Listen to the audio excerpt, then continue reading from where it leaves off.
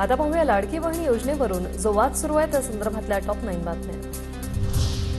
महिला आणि मुलींसाठी असलेल्या आधीच्याच योजनांवर कोट्यावधी रुपयांचा खर्च, मग लाडकी बहीण योजनेसाठी पैसा कुठून आणणार? सरकारच्या महत्त्वाकांक्षी योजनेबाबत वित्त विभागाकडून प्रश्न उपस्थित। टाइम्स ऑफ इंडियाच्या बातमीनंतर चर्चा सुरू। लाडकी बहीण योजना म्हणजे आर्थिक बेशिस्त। निवडणूक संपल्यावर ही योजना जी आहे ती बंद होईल। तिजोरीत पैसे नसताना मोठ्या घोषणा केल्या जात आहेत, संजय राऊतांची टीका। पैसे नाहीत म्हणून योजना बंद करायच्या का? लाडकी बहीण योजनेवरून चंद्रकांत पाटलांचा सवाल। तर योजनेमुळे राज्याच्या व्यापाऱ्याला बूस्टर मिळेल, मुनगंटीवारांची प्रतिक्रिया।